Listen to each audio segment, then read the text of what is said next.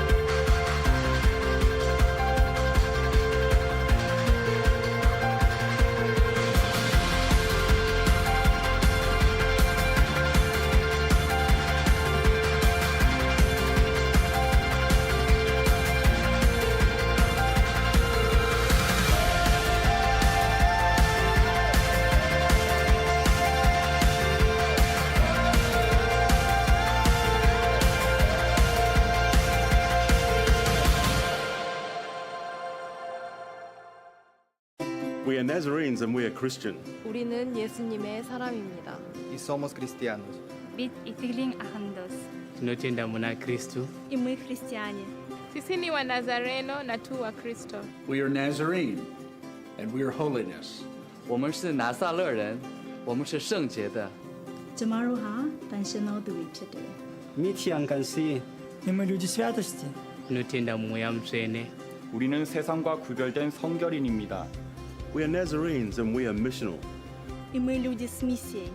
Pathian rian atuan mi kansi. Na tunaamini kupeleka ujumbe. We are missional. 我们是宣教者。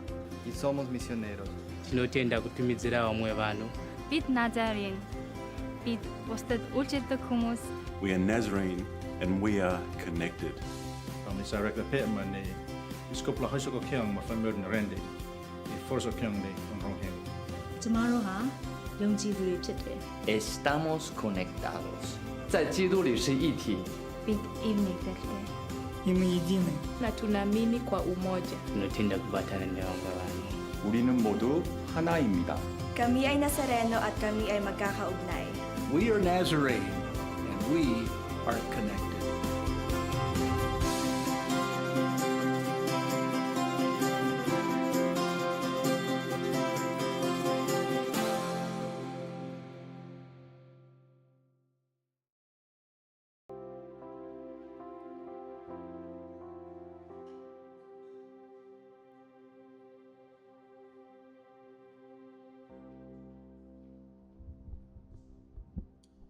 Sa mapagpalang linggo po ng umaga sa atin lahat, good morning po. Patingin niyo naman po yung inyong katabi ng magandang umaga ng may ngiti sa inyo pong mga labi. Ang ating Diyos ay tapat, siya ay maawain at punong-puno ng pagmamahal sa ating lahat. Kaya tayo pong lahat ay nararapat na purihin po siya, pasalamatan, at nawa ang ating pong mga puso ay magkaroon ng kagalakan, kapayapaan at pag-asa nagmumula sa ating Panginoon. Sama-sama po natin papurihan ng Panginoon at pasalamatan siya at itaas ang kanyang banal na pangalan. Tayo pong lahat ay tumayo.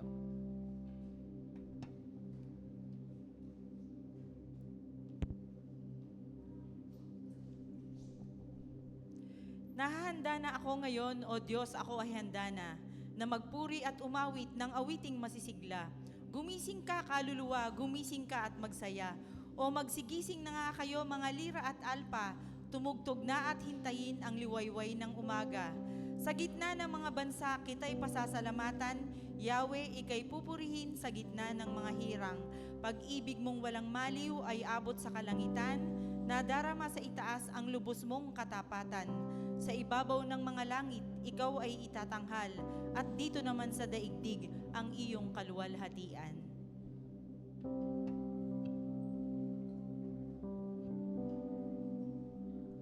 Tayo ba'y manalangin? Dakilang Diyos, nagpapasalamat kami, Panginoon, sa iyong kabutihan, Panginoon.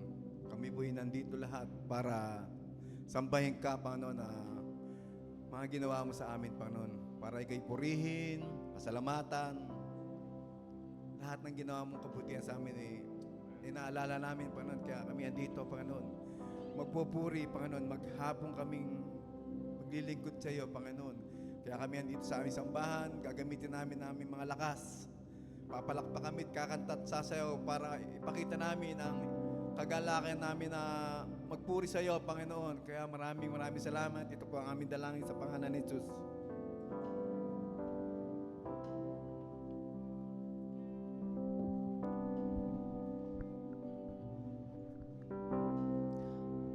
Good morning po sa ating lahat.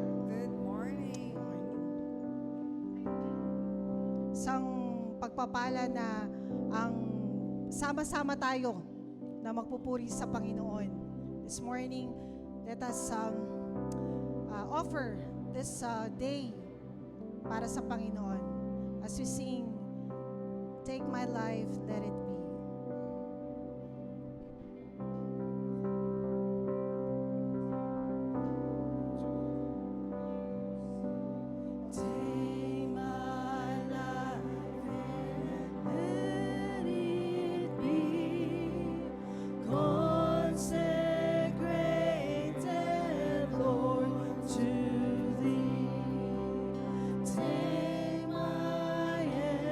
And let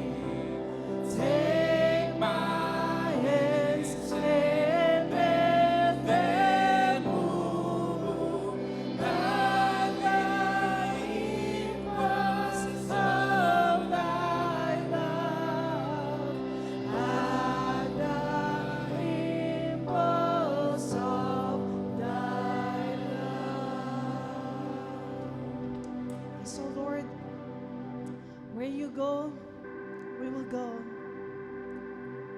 Where you stay, we will stay, O Lord. We will follow you, Father.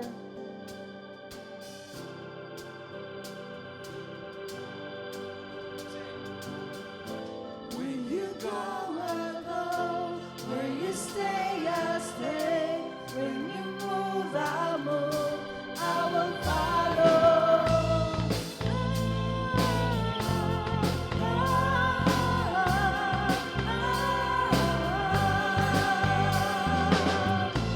All your ways are good, all your ways are sure.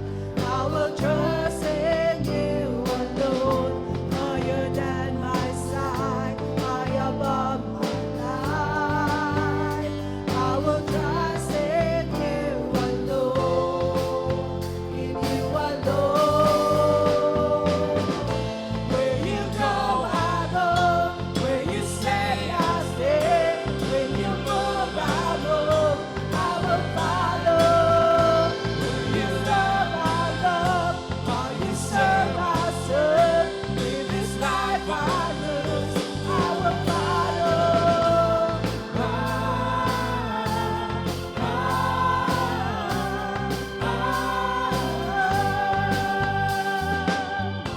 Light into the world, light into my life. I will live for you alone. You're the one I seek, knowing I will find. All I need in you alone, in you alone. Where you go, I go. Where you stay, I stay. When you move, I move. I will follow. Who you love, I love. How you serve, I serve. In this life I live, I will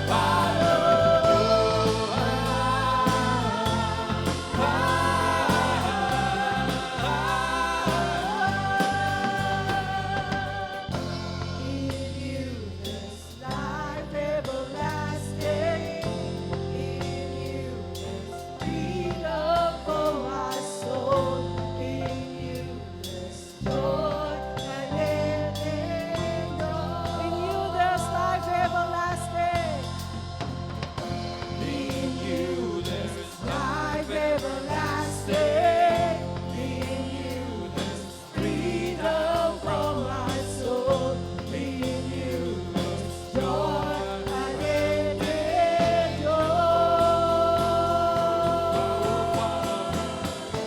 Where you go, I go. Where you stay, I stay. When you move, I move. I will follow. Who you love, I love.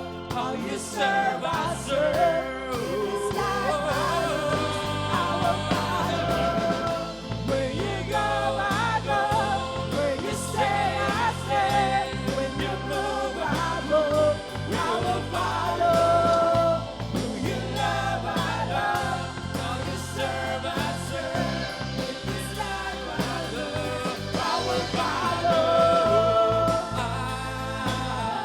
I will follow you. I will follow you. I will follow you.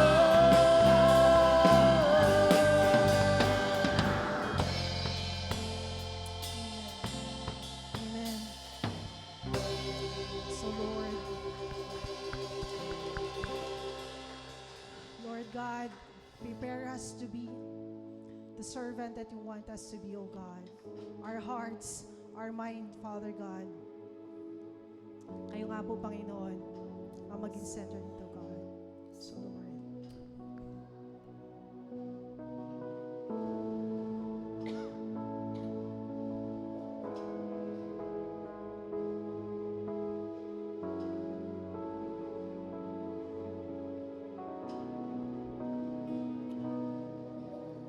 Standing in awe of your grace, setting my feet in your way.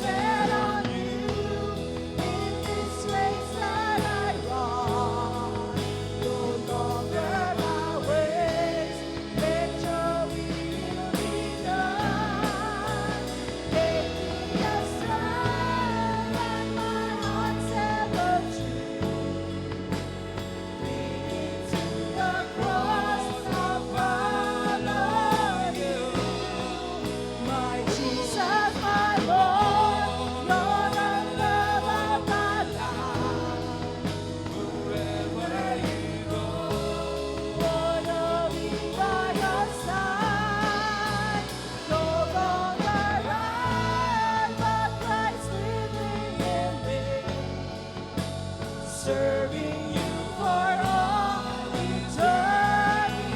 My eyes set on you, Lord. I set on you.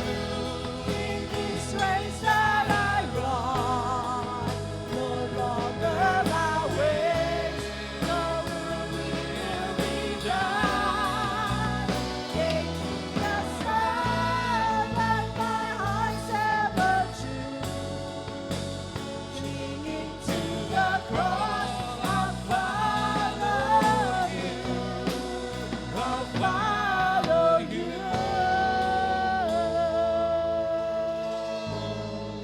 I'll follow you.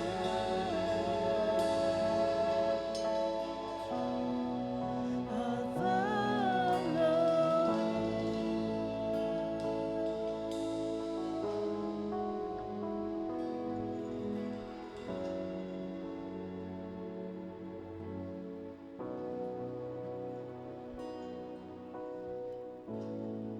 Tayo po ay manalangin.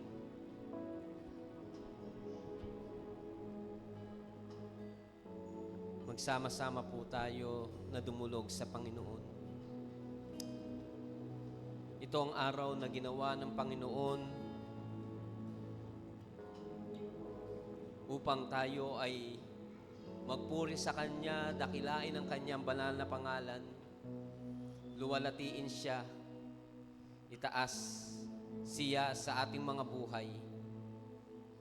Ito rin ang araw na ginawa ng Panginoon upang mapuno tayo ng kagalakang nagbubuhat sa Kanya. Ito rin ang pagkakataon na ginawa ng Panginoon upang bilang lupon ng mga mananampalataya ay sama-sama tayong dumulog sa Kanya sa panalangin. Tayo po ay magsama-sama sa panalangin. Panginoon, aming Ama at aming Diyos, pinangahawakan po namin ang iyong mga salita na kung kami ay tatawag sa iyo, diringgin mo ang aming mga panalangin. Pinangahawakan po namin ang iyong mga salita na kung kami ay kakatok sa iyo, kami ay iyong pagbubuksan. At kung hahanapin ka namin, ikaw ay aming masusumpungan. Panginoon, salamat din sa patuloy na paalala na kami ay dapat na tumawag sa iyo ng may pagpapasalamat at kami po ay nagkakatipon sa lugar na ito ngayong umaga.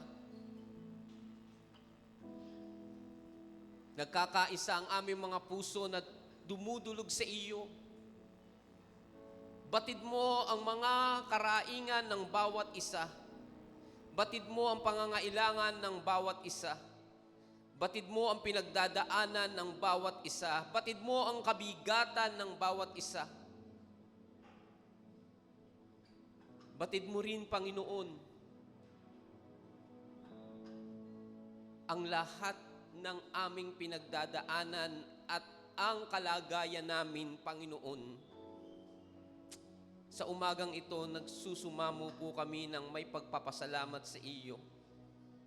Patuloy na linisin mo kami at patawarin sa anumang mga kasalanan na nagawa namin laban sa iyo.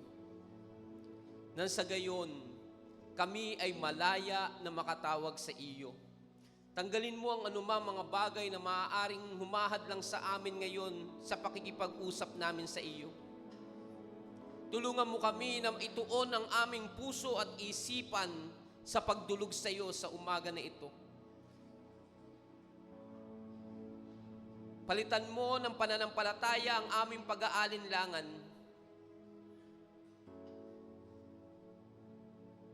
Panghawakan namin ang mga pangako mo, Panginoon, sa aming mga buhay. Ama, sa umagang ito, naninikluhod po kami na patuloy na pag-isahin mo ang aming mga puso bilang mga mananampalataya. Idinudulog po namin sa umaga na ito ang mga na biktima na nagdaanan napakalakas na lindol sa bansang Myanmar at Thailand. Isinasamo po namin sa iyo ang mga naulila,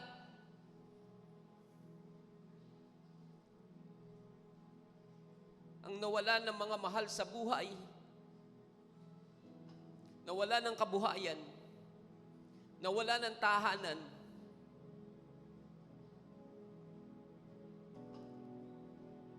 Panginoon, dinadalangin po namin ang mga kapatiran po namin doon. Ang lahat ng mga mananampalataya na naroroon. Dalangin po namin na patatagin mo ang kanilang pananampalataya. Dalangin po namin na kasangkapanin mo ang sitwasyon na ito upang maipahayag na ikaw, O Diyos, ay mapagmahal na Diyos at mapagkalinga at hindi nagpapabaya. Bigyan mo ng lakas ng loob ang mga kapatiran namin doon na maipahayag si Jesus sa gitna ng kalamidad na ito na nararanasan ng mga tao doon sa mga bansa na ito.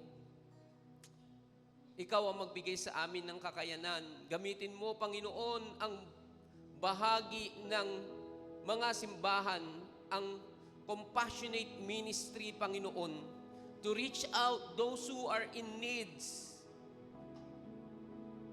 na hindi lamang relief operation, kundi magpatuloy po ito, Panginoon, hanggang sa pag-abot sa kanila upang sila ay makabangon muli, Panginoon, sa pagkakabagsak. Inaalala po namin ang mga taga Myanmar at Thailand na apektado. Lahat po, Panginoon, ang mga pamilya. Dalangin po namin na ang kapayapaan nagbubuhat sa iyo ang pagkaloob mo sa kanila. Panginoon, inaalala rin po namin sa umaga na ito ang mga bata, mga kabataan, at maging ang lahat na nagiging biktima ng human trafficking. Habang tumatagal po ay lalong lumalala ang bagay po na ito, subalit dinadalangin po namin ang mga pamilya, ang mga naaapektuhan ng mga bagay po na ito at ang mga nagsasagawa nito, Panginoon. Lord, let your justice and righteousness prevail, O God. Nilalapit po namin ang bawat isa na nasa ilalim, Panginoon, ng pagkakabiktima sa bagay po na ito. Dalangin po namin na abot mo sila ng iyong mapagmahal na kamay at iparanas mo sa kanila ang iyong pag-ibig sa mga pagkakataon na ito. At dalangin po namin na sila ay maging malaya, Panginoon, sa pagkakabiktima sa kanila. Ama, dinadalangin po namin ang iyong banal na pagkilos. Panginoon, isang buwan mula ngayon kami po ay pipili ng mga mamumuno sa aming bayan. Salamat sa pribilehiyo na ito. Subalit dalangin po lagi namin na lagi mong paalala sa amin na ikaw ang nag-o-ordain ng mga mamumuno. Nawa po, Panginoon, kung ano man ang maging resulta ay makita namin to sa lente ng Biblia, na ang mga ino-ordain mo na mga leader ay tugon mo sa mga nagagawa po namin. Bunga ng aming mga desisyon at aksyon bilang mga tao, bilang mga mamamayan. At dalangin po namin na matutunan naming patuloy na magpasakop sa iyo. Sa pribilehiyo ng pagboto, dalangin po namin maging responsable kami na piliin, Panginoon, kung sino, Panginoon, ang mga tao na maaaring gamitin mo upang maluwalhati ang iyong banal na pangalan.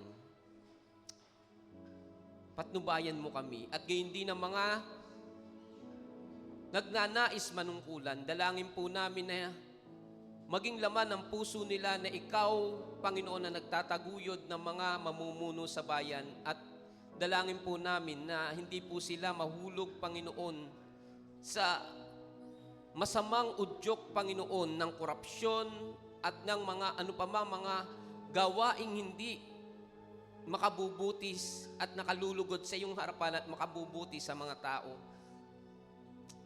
Panginoon, salamat po dahil na idudulog namin sila. Nais din po namin idulog sa iyo, Panginoon, ang mga pinagkatiwala mo sa amin na mga gawain, ang mga outreaches at ang mga darating pa na mga gawain, Panginoon. Ang Sitio Quiborosa, maraming salamat, Panginoon, sa mga kapatiran po namin doon sa pamumuno ni Pastor Billy. Patuloy mong patatagin ang kanilang pananampalataya. At gayon din dinadalangin po namin ang mga karatig komunidad doon po, na ito ay maabot ng mabuting balita. Salamat din po, Panginoon, sa mga kapatiran namin nagbubukas ng kanilang mga tahanan upang makapagpatuloy ang mga gawain. Salamat po sa gawain sa Radar at ganun din sa Milagrosa. At ang pasisinayaan ng mga bagong gawain sa Sitio Kabading at sa Sitio Ahon, Panginoon, tinataas po namin ang mga lugar na ito at ikaw rin po ang magpadala ng mga manggagawa para po sa gawain po na ito. Panginoon, iniaalay po namin ang buong isang linggong darating sa aming mga buhay. Ikaw ang maluwalhati. Mabigyan ka namin ng kaluguran at kaluwalhatian sa lahat ng mga desisyong gagawin namin. Sumangguni kami sa iyo. Sa anumang mga nangyayari sa aming buhay, dalangin namin na ipagkatiwala namin ang lahat ng ito sa iyo. Patatagin mo ang pananampalataya ng mga kapatiran. Dalangin po namin na anuman ang harapin namin, sa iyo lagi kami magtiwala. Minsan pa, Panginoon, niluluwalhati ka namin at pinasasalamatan sapagkat ikaw ay mabuting Diyos at dakila. Ito po ang dalangin namin sa pangalan ni Jesus. My Jesus, my Lord, you're the love of my life. Wherever you go, wanna be by your side. No longer I, but Christ living in me. Serving you for all eternity. My eyes set on you in this race that I run. No longer my ways, let your will be done. Make me a servant, my heart's ever true. Clinging to the cross, I follow you. I follow you.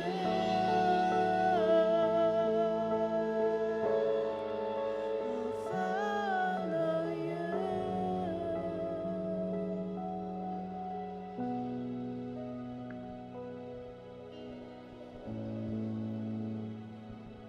Salita ng ating Panginoon.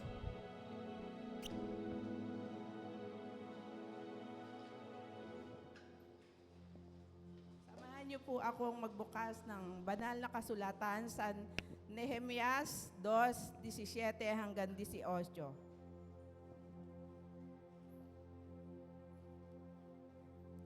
Pagkatapos sinabi ko sa kanila, nakikita ninyo ang kalunos-lunos na kalagayan ng ating bayan. Wasak ang Jerusalem at sunog ang mga pintuan nito.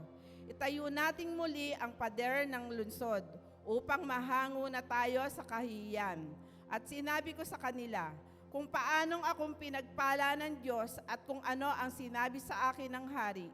Kung gayon, simulan na natin ang pagtatayo ang sagot nila, kaya't naghanda nga sila upang simulan ang gawain. Salamat po sa pagkakabasa ng salita ng Panginoon.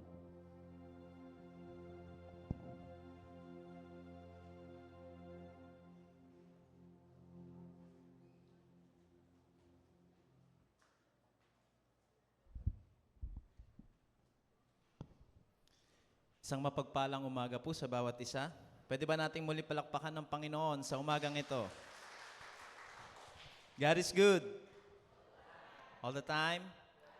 Amen. Salamat po sa bawat isa na narito upang tayo po ay sama-samang magpupuri sa Panginoon. Salamat po sa pagkabasa ng kanyang salita. At salamat, praise team, for leading us sa awiting Makalangit. No? Nabitin ba kayo? No? Gusto niyo pa? Mamaya siguro, no? But I praise God for this time na tayo po ay nag-gather, and this is the last Sunday of the month of March. Grabe, ang bilis ano? Next week, April na. We're almost done doon sa first, tawag dito, yung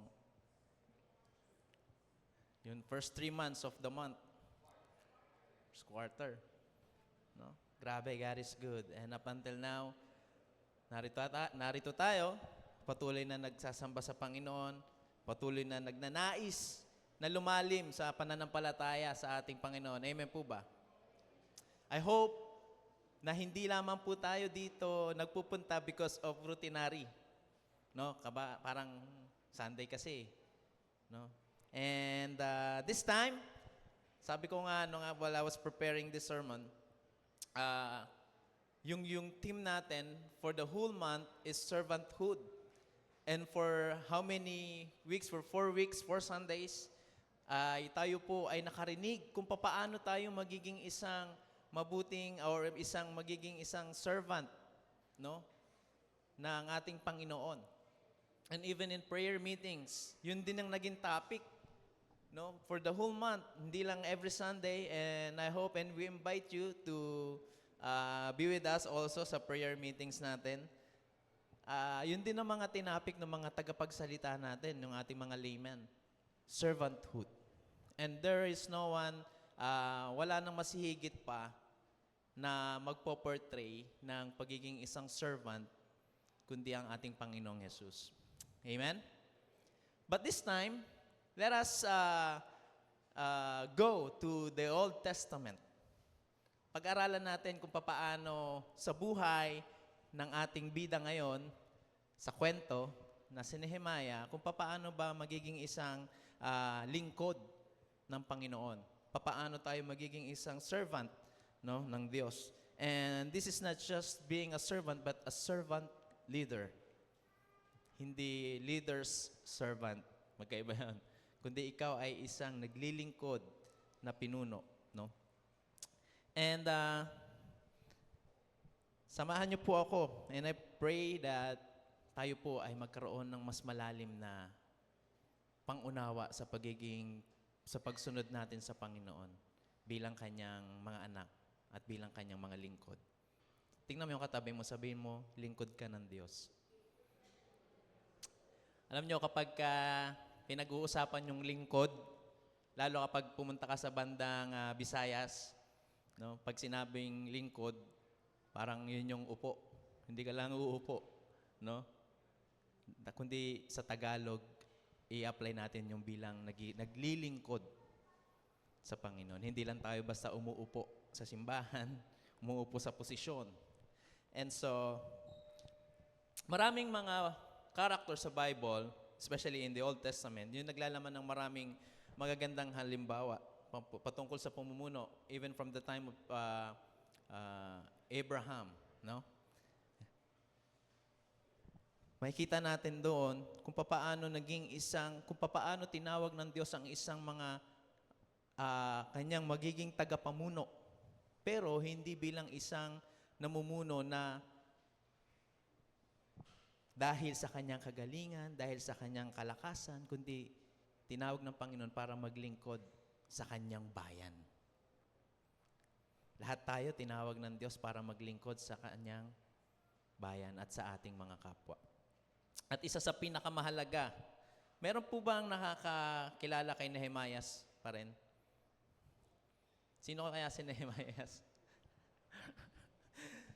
No? Si Nehemias. Pag-uusapan natin si Nehemiah in English, isang tao na nagpakita ng malinaw na pananaw, tapang, at kababaang loob, at pagdepende sa Diyos habang ginabayan niya ang mga tao sa muling pagtayo ng pader ng Jerusalem, the rebuilding of the wall of Jerusalem, ay nagkaroon ng sakatuparan dahil sa isang tao at kasama ng kanyang mga pinamunuan. At ito ay sa katauhan ni Nehemias. Isang paalala na ang isang makapangyarihang paalala na sa atin ang pamumunong lingkod ay nagsisimula sa pusong nakalaan para sa gawain ng Diyos. Lahat ng gustong maglingkod sa Panginoon, sana ito yung magiging batayan natin. No? Isang pusong nakalaan sa gawain para sa Diyos at handang maglingkod sa kanyang bayan at sa kanyang kapwa. Tingnan natin yung mga mahalagang katangian kung paano tayo magiging isang servant leader. Ang title, ayan, servant leader. No? Hindi lang tayo basta leader, pero tayo ay servant.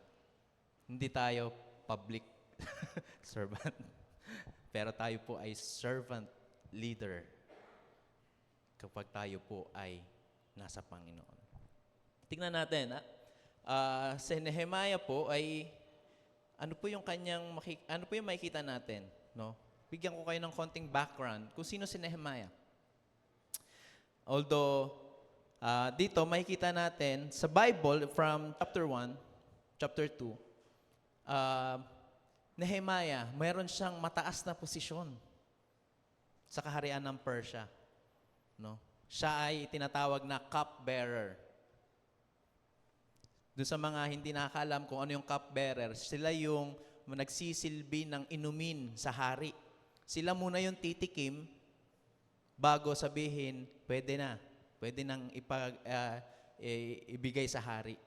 Kasi mga panahon nung kanilang time, may mga nilalason ng hari or food poison.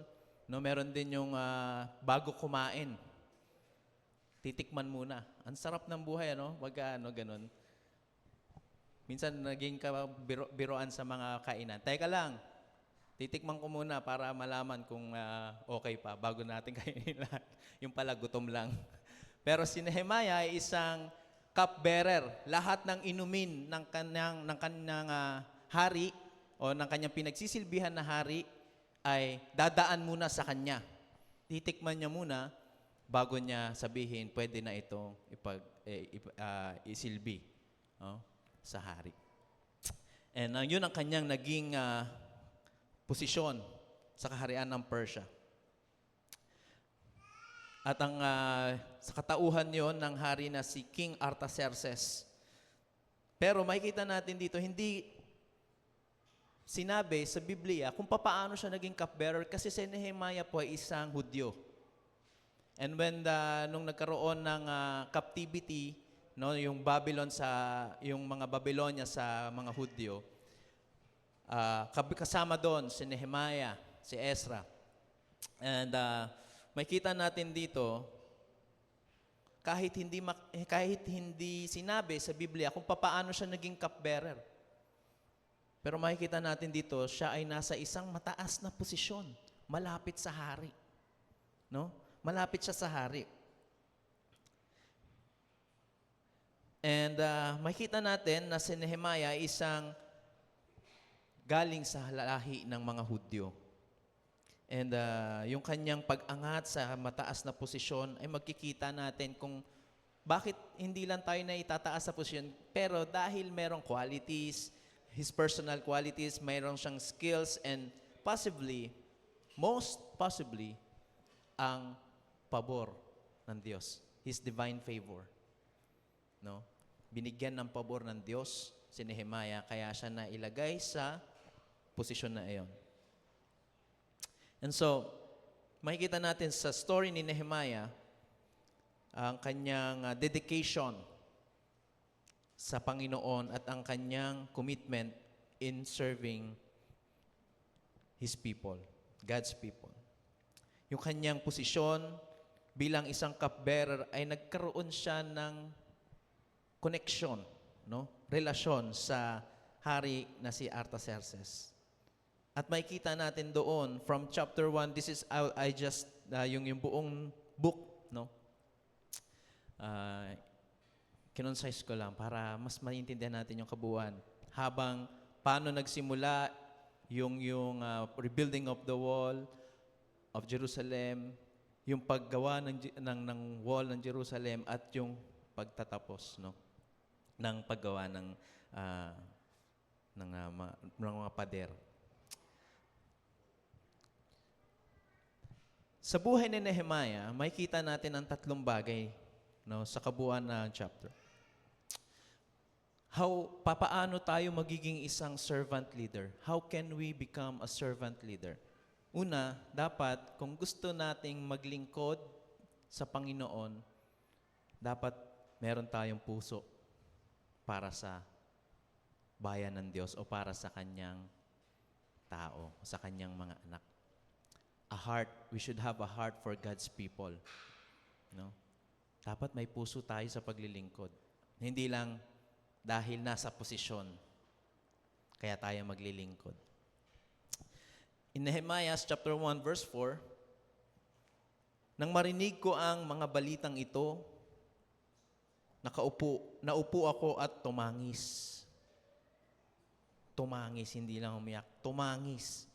Ilang araw akong nagdalamhati, nag-ayuno at nanalangin sa Diyos ng langit. Kung babasahin natin yung chapter 1, nung malaman ni Nehemiah kung gaano na devastated yung wall or yung Jerusalem, naupo siya. Kasi may mga Hudyo na kanyang nakasalamuha at nalaman niya kung ano ang naging kondisyon ng Jerusalem. At ito yung kanyang tugon. Nang marinig niya yung balita, tumangis, umiyak. Hindi lang iyak mas marubdob na pag-iyak yun, yung tumangis, di ba? Mas malalim. Ilang araw din nagdalamhati.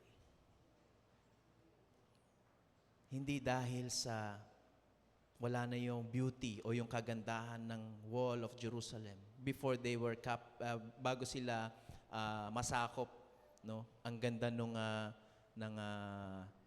status ng Jerusalem. Ang ganda ng syudad ng Jerusalem. Pero nung sila ay nasakop ng Babylonia, naging alipin, winasak. At nung marinig ito ni Nehemiah, nalungkot siya ng sobra. At nung malaman niya ito, ang una niyang naging tugon ay hindi galit. O paninisi. Galit sa mga taong nagsira nito o sa mga lahi na sumira nito o hindi nanisi. Maaring sabihin niya, "O Diyos, bakit mo pinahintulutan ang mga bagay na ito? Masira ang aming bayan, masira ang iyong bayan." Nakaka-relate ba kayo? That sometimes, kapag may mga pagkakataon sa buhay natin na hindi magandang nangyari, may tugon tayo na minsan galit or minsan naninisi. Diba? Kundi, ang naging tugon ni Nehemiah ay habag. Mas malalim sa kalungkutan. Naramdaman niya yung sakit ng sinapit ng kanyang bayan at dumulog siya sa Panginoon. Lumapit siya sa Panginoon. Ano yung kanyang pwedeng gawin? Ano yung gagawin niya sa panahon na may nalaman siya patungkol sa bayan ng Diyos? Ang ganda ng reaksyon ni Nehemiah. Sometimes, tayo na mga tinawag ng Diyos at kapag nalaman natin ang kondisyon ng isang tao, ng isang komunidad, most of the time, Christian churches or Christian people, ano yun yung Tagalog, they just shrug it off. Like, okay yan. Wala akong pakialam dyan. Focus ako dito. I mean, di ba?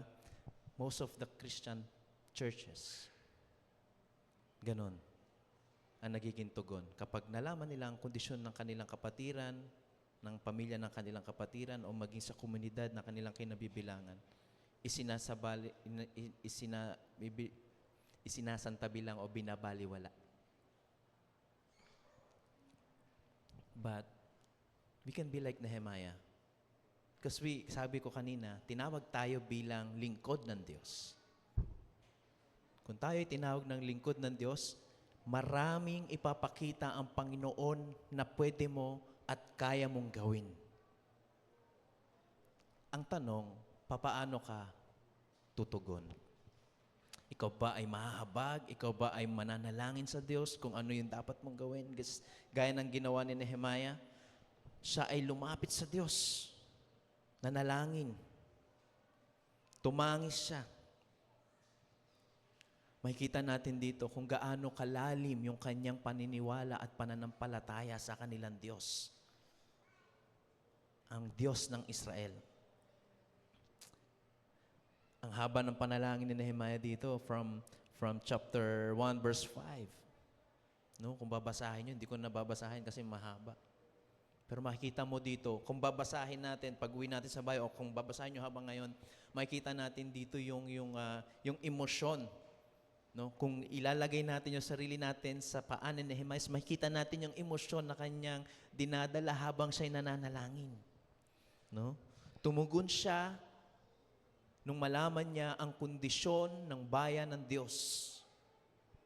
Hindi siya nagalit, hindi siya nanisi, nagkaroon siya ng habag, at siya ay lumapit sa Diyos. No?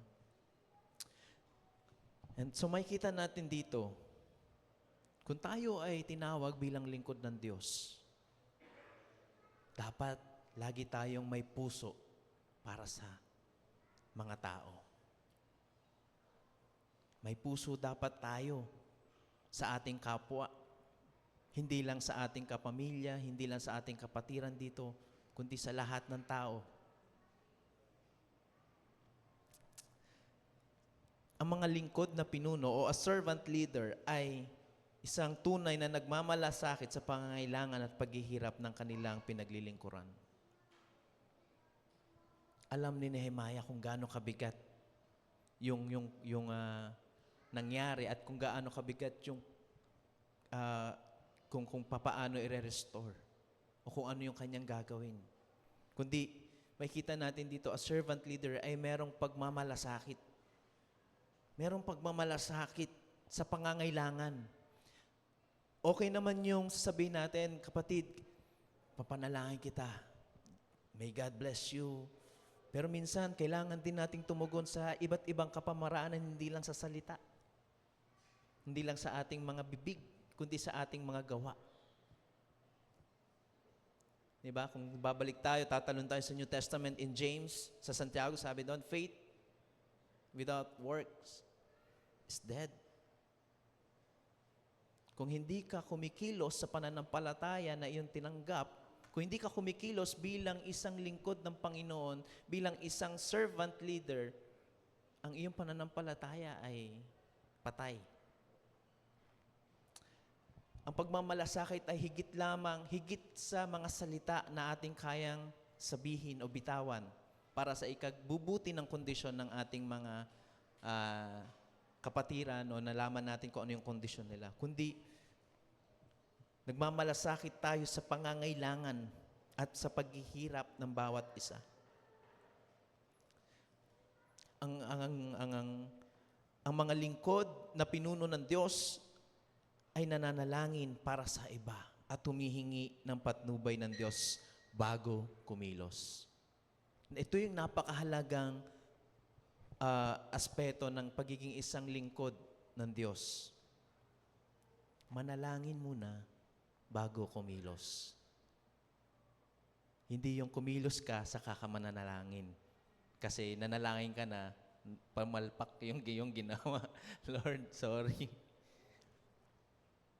Alam nyo, ang isang katibayan na ang tao o isang lingkod ng Diyos ay nanalangin bago kumilos ay hindi matitinag sa kahit anong kondisyon o kahit anong sinasabi ng mga tao na imposible ang gagawin mo, hindi kaya ang gagawin mo.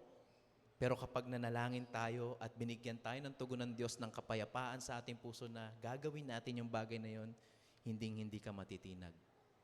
Ang isang pagiging lingkod na pinuno ay nananalangin bago kumilos. Nung nalaman ni Nehemiah yon, tumangis siya, lumapit siya sa Panginoon. No? Well, in fact, kayang-kaya niyang bilang cupbearer, kaya niyang lagyan ng lason yung wine o yung alak na isa-serve kay King Artaxerxes. Pwede niyang gawin yon. Kasi dadaan muna sa kanya. No? Kaya niyang gawin, para wala na yung sasakop sa amin. Ang Persia, isa rin sa mga nagpahirap sa amin, sa bayan namin. Diba? Imbis na magalit siya, imbis na manisi siya, ang ginawa niya, nanalangin siya bago siya kumilos. Sana po bilang lingkod ng Panginoon, kapag may pinakita sa atin ng Panginoon na kaya nating gawin at dapat nating gawin, bago tayo kumilos, manalangin tayo sa Diyos. Huwag nating sabihin, Lord, hindi ko kaya yan. Hayaan ko na yung mga leaders ng church. Babasagin po natin yun. Lahat po tayo dito lingkod ng Panginoon. Amen po ba? Amen? Kapag tayo po ay nanalangin sa Panginoon, imposible man sa tao, pero posible sa Diyos. Isang katibayan na ang pinuno o ang naglilingkod na pinuno ng Diyos ay hindi mo matitinag sa nais ipagawa ng Diyos sa Kanya. Meron ba tayong puso para sa mga taong pinangungunahan natin o sa taong nasasakupan natin? Ayan po yung tanong. Do we have a heart for God's people? Who is God's people? Sino-sino yung mga yun? Sa pamilya, kamag-anak, sa community, sa workplace, at hanggang sa kahit saan ka mandalhin ng Panginoon. Minsan, ang nagiging batayan natin, wag muna sa pamilya, wag muna sa community, kasi kilala ako dun eh. Tama? Doon na lang ako sa ibang lugar. Bakit kaya? Bakit ganun ang nagiging thinking ng ibang mga Christian people? Mahirap yung mga kapitbahay ko eh. Mahirap bahagian. But if you have a heart for God's people, diba? Bago ka lumabas sa pinakamalayo, doon ka muna sa pinakamalapit. Manalangin ka para sa mga nasa sakupan mo o nasa iyong pangangalaga at humingi sa Diyos ng karunungan upang mapaglingkuran sila na mabuti.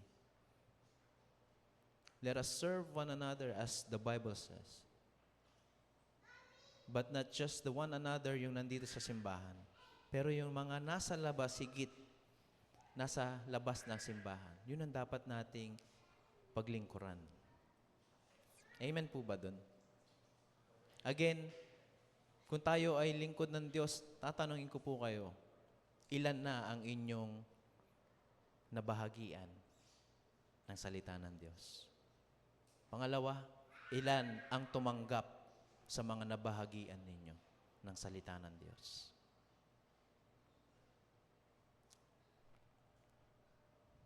Bilang kung gusto nating maging isang servant ng Panginoon,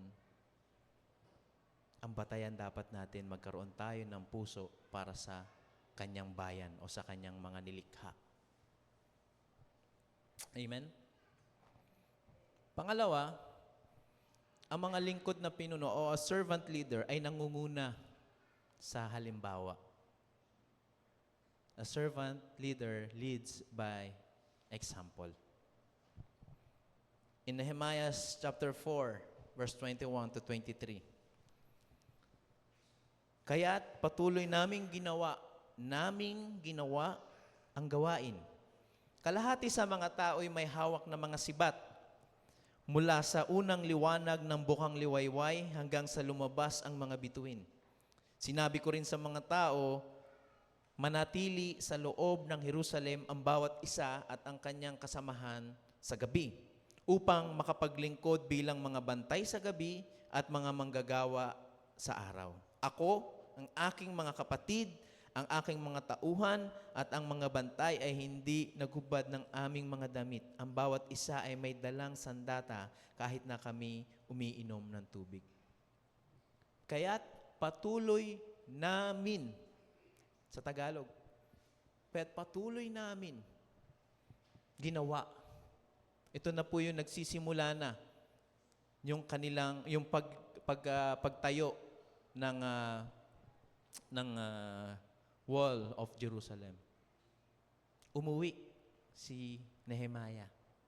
Makikita pa natin dito bilang malapit sa hari ng Persya, ibang lahi, no? Kung tayo po, yun yung sinasabi ko kanina, kapag tayo ay nanalangin sa Diyos at may ipapagawa sa atin ng Diyos, hindi tayo matitinag kahit mahirap. Si Nehemiah from chapter 2 hanggang chapter 3, doon natin makikita na siya ay nakiusap sa hari na kung kaya siyang pauwiin. Bakit? Sabi ng hari. Kasi yung kondisyon ng aking bayan, ng aking mga lahi. Hindi natin maaring sabihin ng hari, hindi pwede. Alipin kita. So makikita natin dito yung kapangyarihan ng pananalangin bago kumilos.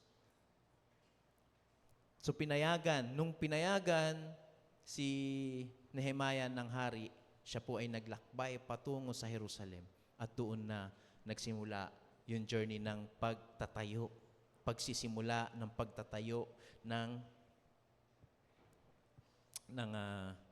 wall o yung pader ng Jerusalem. Hindi lamang si Nehemiah nagbigay ng utos. Ang mga leaders na makikita natin, yun yung mga utos ng utos. Tama ba? Ang common natin na understanding kapag leader ka, kailangan mag-utos ka. Tama? Kahit saan, sa lugar, kahit sa trabaho, o kapag ikaw ay naging leader sa eskwelahan, kung sa mga nag-aaral, kapag ikaw ay isang pinuno, ang gagawin mo lang ay taga-utos. Tama? Hello? Ngunit makita natin dito, hindi lamang nagbigay ng utos si Nehemiah. Siya mismo ay tumulong sa paggawa, hinarap ang parehong hamon at panganib. Kumilos siya. Alam nyo, natutuwa ako nung malala ko nung kami po ay nagpunta ng Masbate para sa work and witness, sa mission. No? Di ko alam yung sino ba yung nagsabi? Mga high profile, yung mga nagpapala dito. No? Mga pastor, may engineer, may mga ganitong tinapos. Pero para sa gawain ng Panginoon, walang pinuno. Lahat naglilingkod. Lahat naglilingkod para sa Panginoon. Natutuwa nga ako nung sinimulan yung pagpipintura natin dyan sa baba. Nakita nyo ba kung gaano ka kulay? Di ba? Makulay ang pintura ng ating court at yung paggawa ng hagdan dyan. Makikita natin doon na ang gumawa niyan ay hindi lang mga bayaran na trabahador. Ang mga gumawa niyan, ang bawat isa na nandito, ang ilan nandito nakasama natin, no? Mga high profile yung kasama namin. No? Pero pwede naman siguro kaming humingi ng sahod doon sa forma. Pero makikita natin dito, ang isang namumuno, kapag ikaw ay naglilingkod at ikaw may puso para sa gawain ng Diyos at para sa bayan ng Diyos o sa kanyang mga tao, the title, the position is nothing. Walang halaga yun. Walang halaga kung ano man ang narating mo sa buhay kapag humarap tayo sa Panginoon. Walang halaga kung gaano ka kagaling, gaano ka kayaman, gaano ka katanyag. Pag humarap tayo sa Panginoon, hindi yun makikita natin. Lord, I'm just a dust. No? Isa lamang akong alabok sa harapan mo. But you have called me. Yun na lang maging tugon natin eh. Tinawag mo ako eh. Kaya gagawin ko yung mga bagay na ito. Kaya pag may mga missions tayo, may mga gawain tayo sa simbahan, tayo po ay magsama-sama, tumulong kung ano yung kaya nating ibigay. Those leaders or servant leaders are always leading by example. No? Laging makikita natin sa kanilang mga gawa. Sila yung nangunguna. Hindi lang sila yung puro utos. Gawin mo to, gawin mo yan. Ganto, ganyan. Naalala ko ang nagmando sa amin noon, si Kuya Noel. Hindi, maghalo ka, pero mamaya siya na yung naghahalo. Kasi ako 3 pala pa lang, medyo pagod na ako. No? Kahit nag-uutos siya, makikita natin, nakita ko na siya ay tumutulong. Kahit dito, no? Nung nagpo-provide si Brother Nick ng kanyang mga pintura, maya-maya makikita mo, naghahalo siya, nagpipintura. Kahit mga sablay, no, yung pintura. Hindi. Biro lang. No? Masaya. Unang-una, kami ko, konti lang kami. Hanggang sa maya-maya may pumupunta ng iba, no? Sila Kuya Ed, si Kuya Bobet, si Ate Grace, nagpintura. Si Kuya Bobet, naghalo ng pagkain para sa kakainin ng mga gumagawa.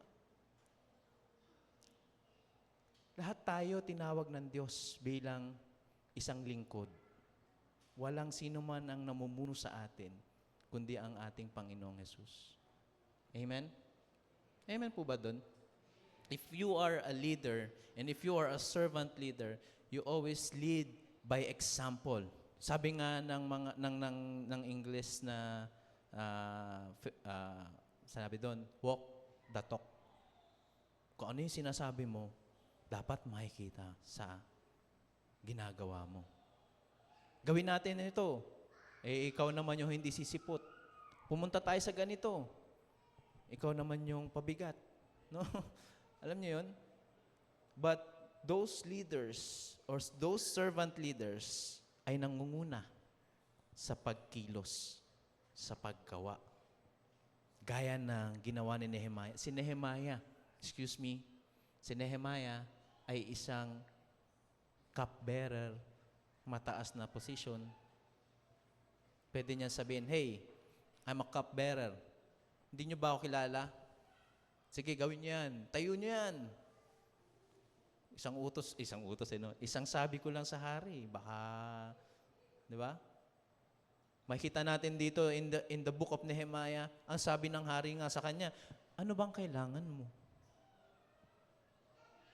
Para matayo mo yung lugar na yan. Ano yung kailangan mo?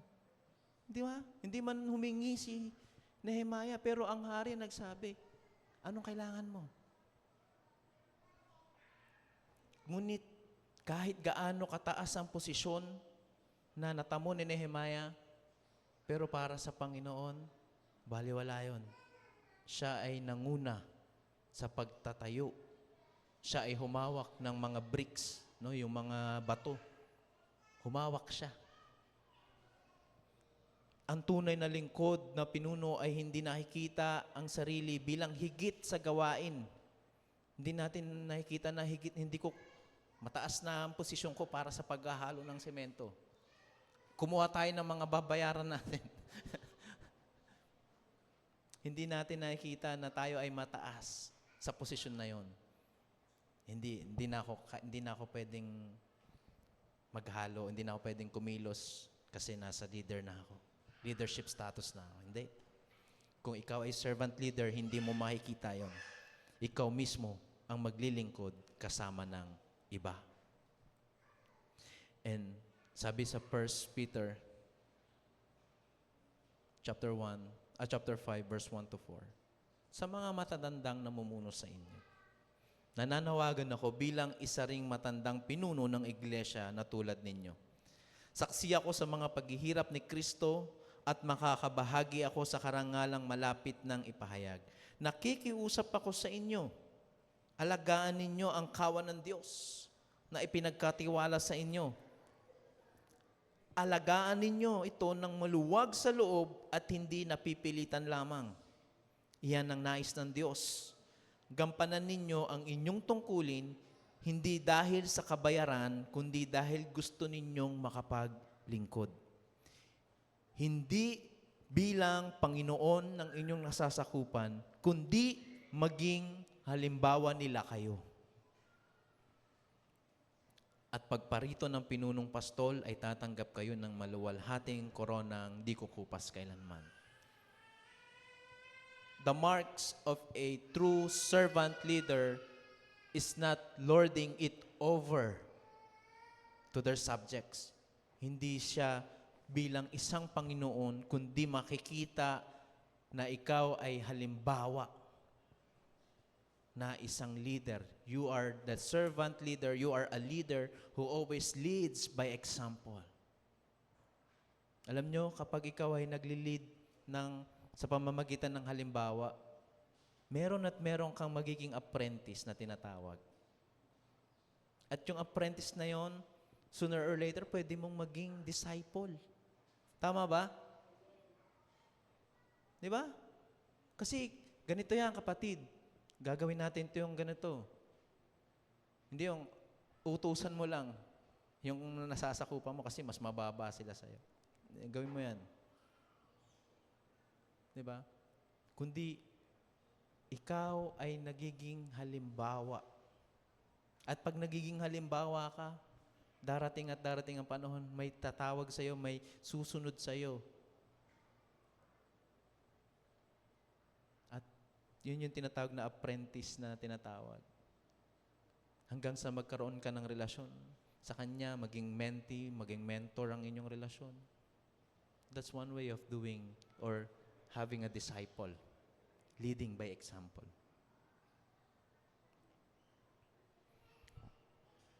Ang ganitong uri ng pamumuno who leads by example ay nagtataguyod ng tiwala, nagtataguyod ng pagkakaisa at inspirasyon sa kanilang pinamumunuan.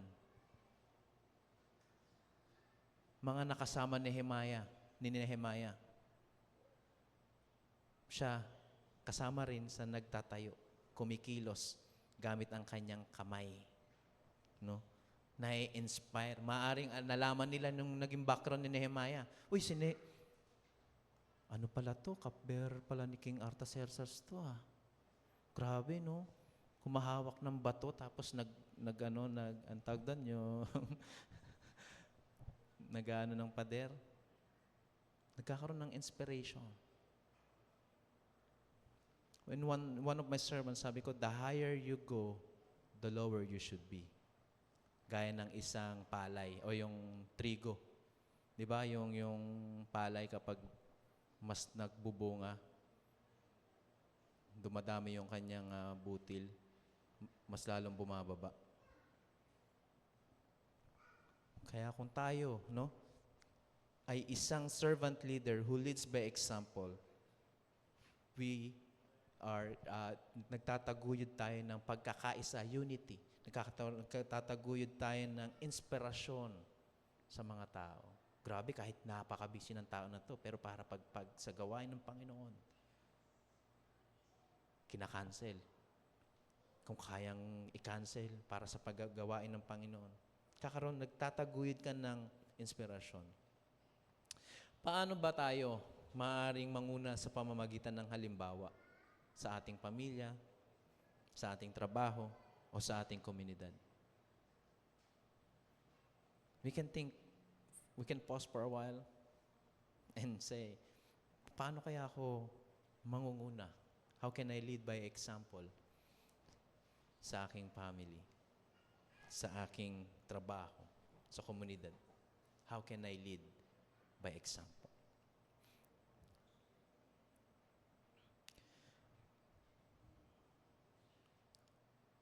Pangatlo, A servant leader, ang mga lingkod na pinuno ay umaasa sa lakas ng Diyos. A servant leader rely on God's strength. In Nehemiah chapter 6 verse 9, sinisikap nilang takutin kami. Iniisip na ang kanilang mga kamay ay manghihina sa gawain at hindi ito matatapos. Ngunit nanalangin ako, palakasin mo ang aking mga kamay. Well, doon sa pagtayo ng Wall of Jerusalem, hindi madali. Hindi basta-basta. Mas okay lang yung mapagod. Pero yung pagod ka tapos babantayan mo yung sarili mo kasi baka biglang may umatake sa'yo. Ibang usapan yun. No? Bakit? Maraming mga sumalungat sa paggawa ng pagtatayo ng Wall of Jerusalem. Ang daming mga naging kaaway ni Nehemiah na nag-oppose sa kanyang effort to rebuild the Wall of Jerusalem. At ito yung mga makikita natin dito sa buong book. Ito yung mga tao na sumalungat sa kanya o umaway sa kanya. Si Sanballat, isang Horonite, no? Governor of Samaria. And he was one of Nehemiah's fiercest enemy. Siya yung pinakamatinding kaaway ni Nehemiah. No? He mocked and ridiculed the rebuilding efforts and later conspired against Nehemiah. No? Siya yung tumutya na hindi kayang gawin yan. At later, nagsama pa ng kanyang pwedeng makasama para atakihin o sirain ang pagtatayo ng Wall of Jerusalem. Si Tobiah, the Ammonite, isang opisyales sa Ammonite region. At tumutol din kay Nehemiah at minamaliit siya. No, minamaliit si Nehemiah, even maintaining influence over some Jewish leaders. Sa pagmamaliit niya kay Nehemiah, siya rin ay nagkaroon ng pagkakataon na maimpluwensyahan pa yung mga kapwa ni Nehemiah, kapwa Hudyo ni Nehemiah. No? Influencing, no, some Jewish leaders. Si Sanballat at si Tobiah. Si ibang lahi, no? Pangatlo, si Geshem o si Gashmu, the Arab. Isang powerful leader in Arabia who joined Sanballat and Tobiah in their opposition to Nehemiah, trying to intimidate and stop the work. Kaya habang nagtatayo sila ng Wall of Jerusalem, ang isang kamay kumikilos, ang isang kamay nakabantay sa tabak. Kasi anytime, baka bigla silang sugurin. At sabi, sa gabi may magbabantay at sa umaga may gagawa. No? Yun yung naging strategiya ni Nehemiah. At pangapat, ito yung masakit. The nobles of Judah o yung kanyang mga kalahi, mga na-impluwensahan ni Tobiah, isang Ammonita. Some of the Jewish leaders, particularly those who allied o yung mga sumapi kay Tobiah, were also a source of opposition as they had political and economic ties to him. Bakit sila sumama doon kay Tobiah, isang Ammonite, ibang lahi? Kasi nga, may economic na problem. No? Doon sila nakakakuha ng kanilang mga pagkain, ng kanilang trabaho, kung ano man.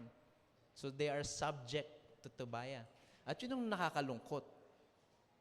Yung mga opposition ni Nehemiah, mas okay pa matanggap niya na ibang lahi, isang Ammonite, isang Horonite, isang Arab. Pero yung kalahi mo, medyo masakit yun. Pero sabi ni Nehemiah, palakasin mo ang aking mga kamay. Nanalangin siya sa Panginoon.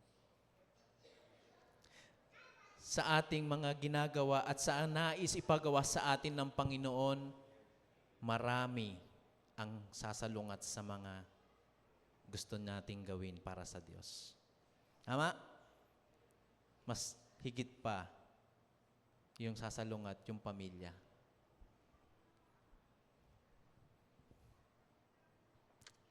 Napakatindi, no? Ikaw na nagnanais na mabuo yung bayan ng Israel, bayan ng Juda. Pero yung mga kalahi mo, yung pa yung tumatraidor sa'yo, yung pa yung mga nagsasabi, hindi mo kayang gawin yan. Watch your back. Baka mamaya atakihin kita. Pero, napakaganda ng tugon lagi ni Nehemiah. He rely on God's strength. Bakit?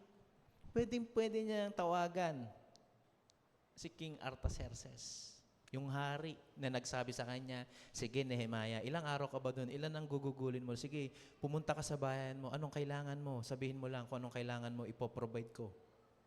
No? May mga nag-provide. Pinrovide ng hari ang lahat ng kailangan. Pero kayang-kayang sabihin ni Nehemiah, teka, chat ko muna. Si King Artaxerxes, maraming sumasalungat sa akin. Mga Ammonite. Yung mga yun, maliliit lang yun. Nung time nung Persia Empire. No? Hindi ko alam kung mahilig kayo sa mga history. Ako mahilig ako sa mga historical, lalo na kapag mga war. Yan ang mga trip ko. Ito yung panahon na napakalakas ng kingdom ng Persia. At may mga, pa sila, yung mga matatangkad, no? Parang mga Goliath, pero hindi naman ganun kalaki katulad ni Goliath. Pero yung mga mababangis at malalakas na mga sundalo nila. At yung kanilang mga strategiya, napakaganda kung babalik. Pero hindi tayo doon magpo-focus. Pero gusto kong sabihin, sa mata o sa laban sa kingdom ng Persia, itong mga Ammonita, yung mga Ammonite, yung Arab, maliit lang yan. Kayang-kayang talunin ng Persia yan. At pwedeng sabihin ni Nehemiah, King Artaxerxes, hindi ko maituloy yung paggawa ng Wall of Jerusalem kasi ang daming mga sumasalungat sa akin. Connection. Di ba? Minsan ganun tayo, di ba? Connection ng ginagamit natin, imbis connection sa Panginoon.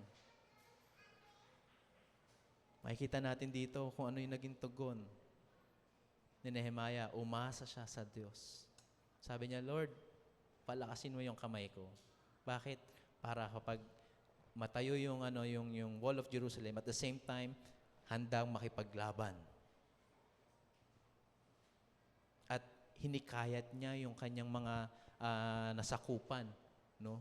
Sa kanyang pagiging isang halimbawa na hikayat niya. Kaya natin tong gawin. Mababasa niyo sa buong, kung babalikan niyo, babasahin niyo yung buong book ng Nehemiah. Maraming gustong gumib up. Maraming gustong sabihin, masyadong malakas yung mga dala nito bayan, masyadong tayo, minamali tayo, hindi natin sila kaya kapag sumugod sila sa atin. Pero, ang ginawa ni Nehemiah, dahil siya ay nanguna sa pagiging isang halimbawa, nananalangin siya sa Panginoon. Hanggang sa makita, yun yung sinasabi ko kanina, if you are leading by example, you will always inspire other people. At maaring na-inspire yung mga kasama niya na gumagawa ng Wall of Jerusalem. Kahit konti lang sila. Isang kamay, biruin mo yun, isang kamay nagpapalitada. Tapos isang kamay nandito sa sa tabak o sa sword. Kaya lang baka mamaya may biglang sumaksak sa akin dito sa likod eh. Kaya ang sabi ni Nehemiah, palakasin mo yung aking mga kamay. Umasa siya sa lakas ng Diyos. Are we relying on God's strength? If we are a servant leader, take note, mga kapatid, mga kapwa lingkod. Darating yung time, o maaring dumating na yung time, at darating pa yung mga panahon na tayo ay manghihina sa mga ipinapagawa sa atin, sa mga gustong pagawa sa atin ng Panginoon, sa mga nais nating gawin para sa Panginoon. Darating yung time na manghihina tayo. dahil sa mga opposition. Hindi lamang ang mga tao, maaring sa sarili mo, ikaw mismo. Lord, di ko kaya. Wala akong budget, wala akong ganito, wala akong kakayahan, hindi ko kayang magturo, hindi ko kayang magsalita. Darating yung manghihina ka hanggang sa magiging stagnant ka na lang sa buhay mo bilang isang Kristiyano. Yun yung sinasabi ko na every Sunday, routinary na lang. Kaya hindi natin masyado napapahalagahan yung araw ng pagsamba sa Diyos sa araw ng linggo. It's a celebration. Pero kung ikaw mismo yung nilalabanan mo yung sarili mo, manghihina ka. Darating at darating yung time na manghihina tayo bilang isang lingkod ng Panginoon. Ang tanong, kanino tayo aasa? Kanino tayo sasangguni? And I pray na kapag tayo po, dumating sa panahon na yon, manalangin tayo sa Panginoon, umasa tayo. Bago tayo lumapit sa mga kakilala natin, lapit muna tayo sa Panginoon. Alam mo, si Nehemiah, lumapit muna sa Panginoon. Ang ginawa ng Diyos, ginamit si Haring Artaxerxes para i-provide yung pangangailangan. Sa buong pamumuno ni Nehemiah, hinarap niya ang oposisyon. Hindi niya tinakbuhan kahit mahirap. Kahit na siya ay nagkaroon ng panghihina ng loob at sa kabila ng mga banta, mga threat.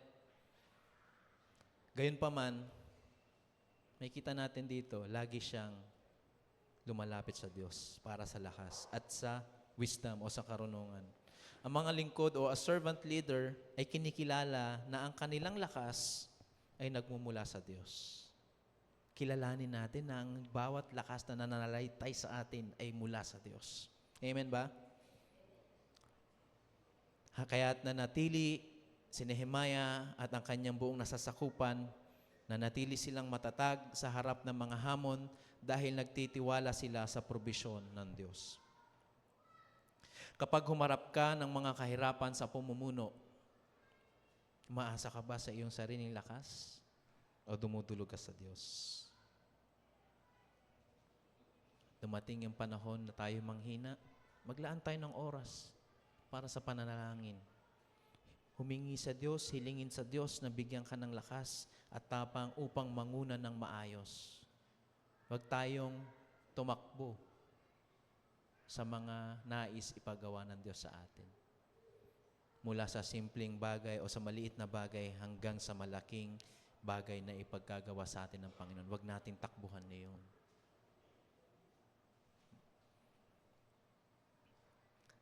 Ang mga lingkod na pinuno o a servant leader, those leaders rely on God's strength. Do you want to be a servant? Ayaw na. Leader. Leader na lang, no? Mas madali leader eh. Taga-utos lang eh. Gusto niyo bang maging servant leader? Gusto niyo bang nailaan yung buhay niyo na naglilingkod sa Panginoon? Parang wala. Amen ba? Sa buhay at sa kwento ni Nehemiah sa pagtatapos, ay nagpapaalala sa atin na ang pamumunong lingkod ay hindi tungkol sa kapangyarihan o sa karangalan na pwede mong makamit. Ito ay tungkol sa pagmamahal sa bayan ng Diyos. Ito ay patungkol sa pagmamahal natin sa Panginoon. Pangunguna sa pamamagitan ng halimbawa at pag-asa sa lakas ng Diyos.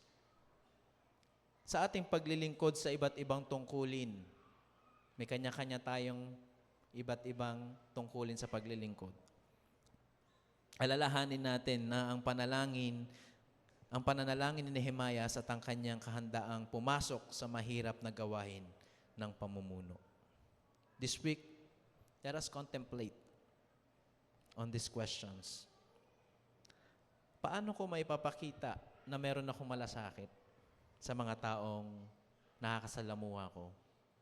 Paano ko kaya mapapakita na ako ay nagmamalasakit? O I have compassion? O I have a heart, for God's people? Am I ready? To lead by example? Handa na ba akong manguna sa pamamagitan ng halimbawa? Kahit sa mahihirap na sitwasyon. Handa na ba ako? No? Pangatlo, am I really truly relying on God's strength and wisdom? Lubos ba akong umaasa sa Diyos para sa lakas at sa karunungan sa kabuuan ng aking paglilingkod mula nung una hanggang sa dulo ng aking hininga? And that's the question. Do you want to be a servant?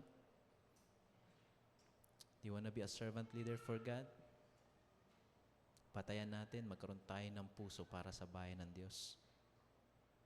Manguna tayo sa pagiging isang halimbawa at lalo tayong umasa, lagi tayong umasa sa lakas at karunungan ng Diyos. Amen? Tayo po ay tumayo at pasalamatan natin ang Panginoon sa umagang ito. And we are about, tapos na. Tapos na ang team ng servanthood. No? For how many weeks, how many days, or yung maging prayer meetings narinig natin. There are so many ways para tayo maging lingkod ng Panginoon. Pero sana, lagi nating isa isip, isa puso. Panalangin natin sa Panginoon na manumbalik yung ating pagmamahal, pagmamalasakit.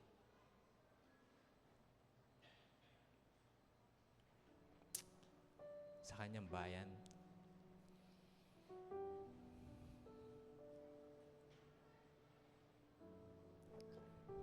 Sana maalala natin, sabihin natin, Lord, ihanda mo ako.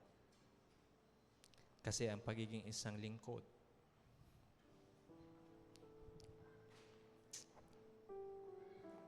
ay hindi madali.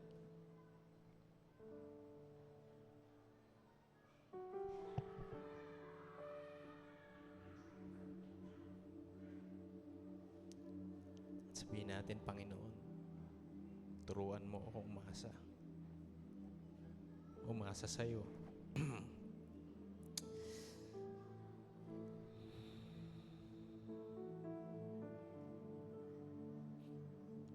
Tayo po ay lumapit sa Panginoon.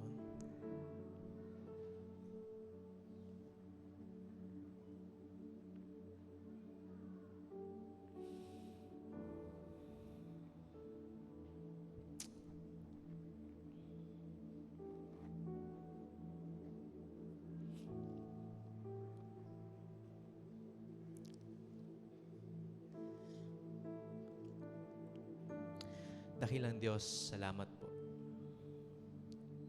Salamat po sa umagang ito na pinagkaloob mo sa bawat isa sa amin na muli kami po ay mapaalahanan niyo, Panginoon. Sa umagang ito, Panginoon,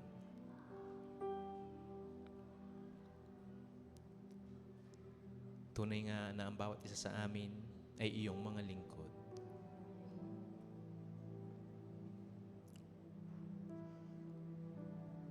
Tulungan niyo po kami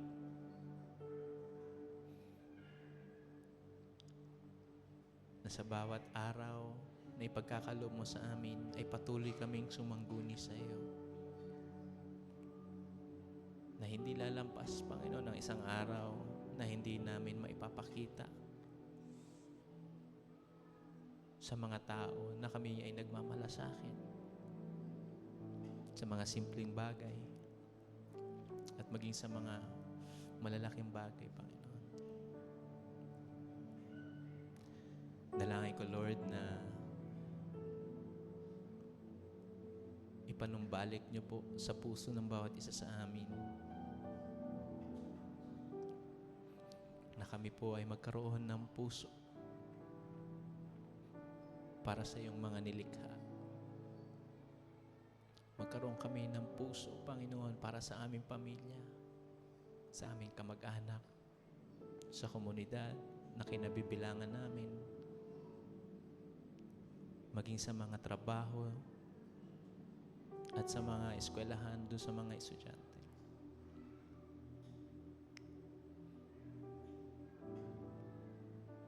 Kasi naranasan namin, Panginoon, na kami po ay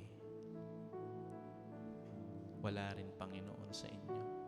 Naranasan namin na kami po ay we were once lost.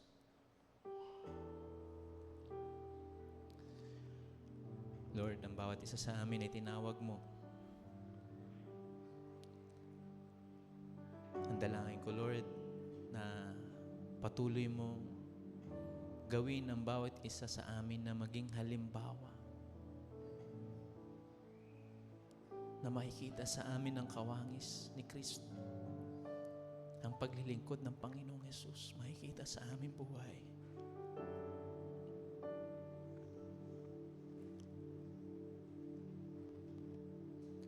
Kahit sa mga may hirap na sitwasyon o panahon, nawa, Panginoon, ay mas lalo kaming maging halimbawa, maging tapat na halimbawa, Panginoon, na kami po ay walang ibang aasahan na koneksyon sa lupang ito, kundi aasa kami sa koneksyon namin sa iyo, sa koneksyon namin sa iyong anak na si Jesus.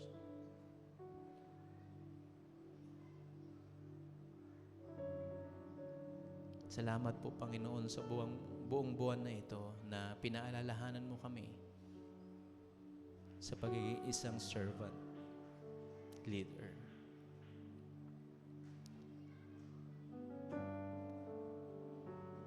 Dalangin ko, Lord, na dinggin mo ang panalangin ng bawat isa ngayon. Ano man ang kanilang pinagdadaanan, ano man ang hamon mo sa kanila, Panginoon, na sila ay nahihirapan na tumugon, na sila ay nahihirapan na sumunod. But Lord, help them. Help us.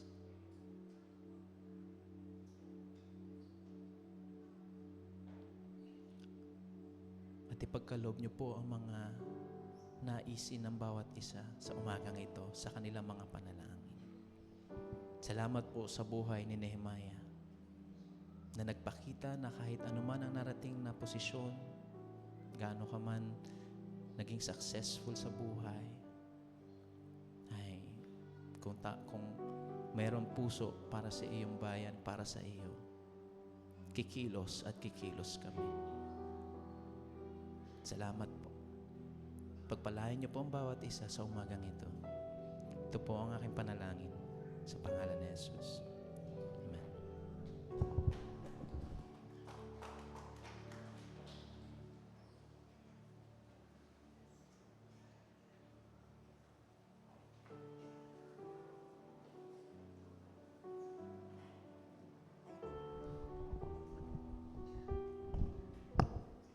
Amen. Magandang umaga po sa bawat isa. Salamat, Pastor, sa napakagandang mensahe about servanthood this morning. Napakaganda po nung series natin for the month about servanthood. Even sa prayer meeting, ito rin po ang ating pinag-uusapan. So, are we challenged this morning about being a servant leader? Sabi doon, we must possess a heart for God's people, leading by example and continuous relying on God's strength. So sa atin pong pagpapatuloy, dadako po tayo sa pagtanggap ng ating mga tithes and offering for this morning. Tayong lahat po ay tumayo para po sa pagkuha ng ating tithes and offering. Nagpapasalamat din po tayo sa magagandang bulaklak ngayong umaga na inihandog po ni Miracle R.D. Yuson at ni Kuya Don Arevalo. Salamat po sa beautiful flower offering this morning. And even, Lord, we thank the Lord for Kuya Romel's continuous preparation for our worship center.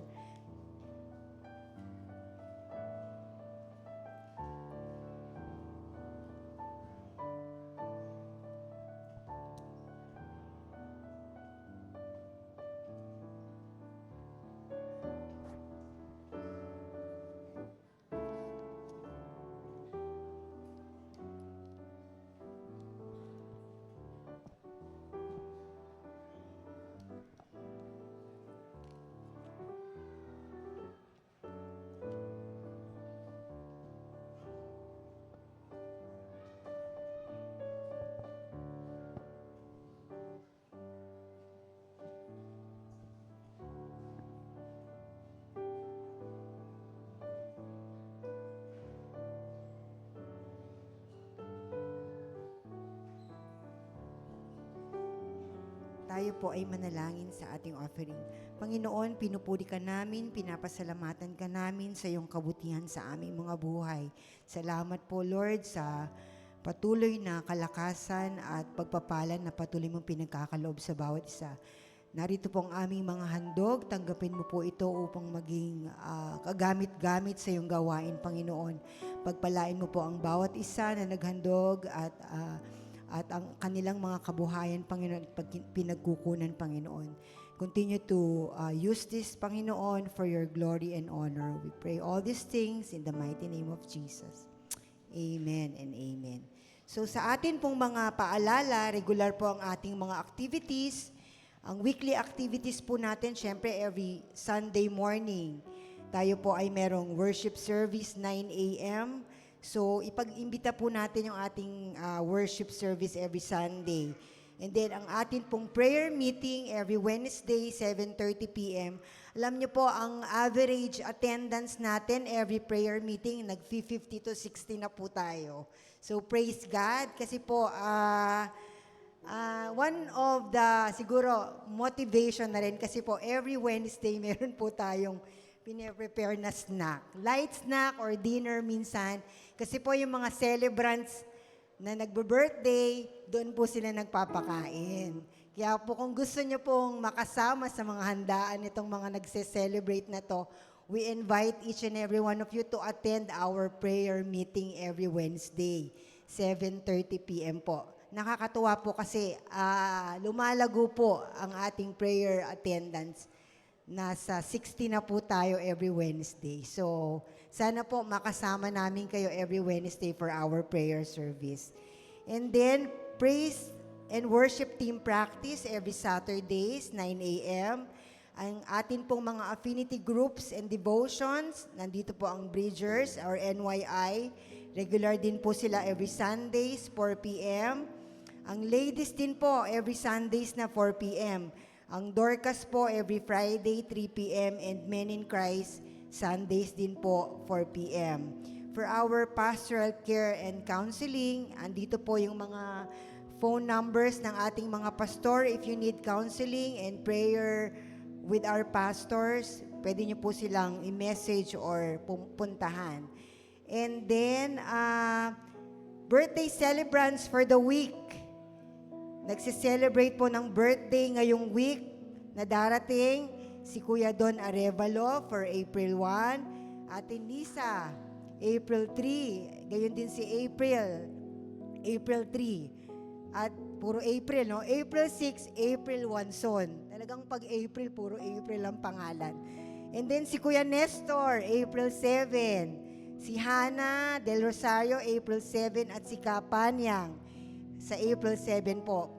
Kung makikita nyo po sila, pwede nyo na po silang batiin in advance ng happy birthday. At syempre, sa April 7 din po, ay magdiriwang ng anniversary ang ating butihing pastor at ang kanyang magandang may bahay ni sa Pastora Sen. Advance happy anniversary po. Yan. At para rin po sa ating mga special announcement, so, andito po, yung ating mga special announcement. Mamayang gabi na po ang prayer night ng ating district, Nazarene Mission International. So, ito po ay gaganapin sa Asian, sa May Mambugan. So, ang time po na yun ay 4 p.m. ang start, but magkikita-kita po yung mga a-attend dito sa ating church ng at least mga 3 o'clock. Kasi po 3:30, aalis na daw po yung mga pupunta doon dahil 4 p.m. po ang simula. So, sa nais pong sumama for our prayer night district activity, magkita-kita po tayo dito ng 3 o'clock para po sama-sama tayong pupunta doon. May sasakyan naman, ano? And then, for our NYI upcoming district camp, ito po ay pinagatang Calling Over Comfort. Sa May 1 to 3 na po ito, gaganapin sa Christian Camp of the Philippines. I think, hindi ko alam kung Cavite ba to or Batangas. Pero anyway, for those NYI who are interested to join, makipag-ugnayan lang po tayo sa ating mga NYI Council. So pag-ipunan po ito ng mga kabataan, yung mga magulang na may anak na nasa edad nung NYI bracket, I encourage everyone na pasamahin po natin for great experience na ma-experience naman nila yung NYI camp, no? Especially summer vacation po, kailangan nila ng mga ganitong activities. And then tuloy-tuloy rin po ang discipleship journey class ni Pastor Nick. Mamaya po yung continuation ng Discovering Our Christian Maturity Ministry. And then, ngayon din po ay kukuha po tayo ng special offering under the NMI mission offering po for WEF. So, ito po ay na-announce na ng mga nakaraang Sunday. So, I invite everyone to stand and dito po natin ilalagay yung ating WEF offering sa left side. So, shall we all stand and give our WEF offering?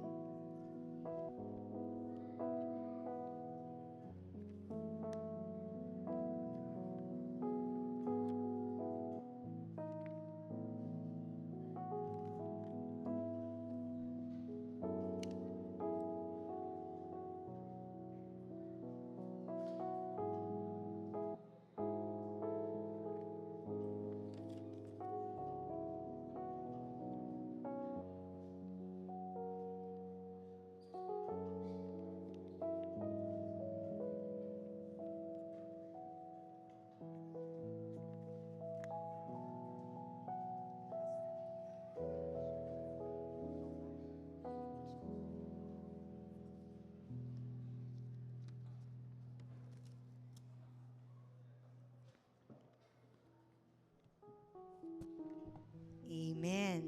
Amen. Pagpalain po ng Panginoon ang lahat ng mga offering na ito. So, tayong lahat po ay tumayo for our benediction. Tinatawagan ko po si Pastor Billy para po sa ating benediction.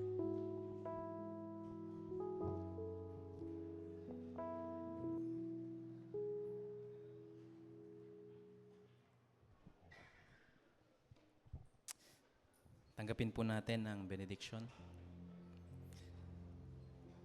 Sa Kanya na makakagawa ng higit pa kaysa maaari nating hilingin at isipin. Sa pamamagitan ng Kanyang kapangyarihang naghahari sa atin, sa Kanya ang kaluwalhatian sa pamamagitan ng Iglesia at ni Kristo Jesus magpakailan man. Sa pangalan ng Ama, ng Anak at ng Espiritu Santo. Amen.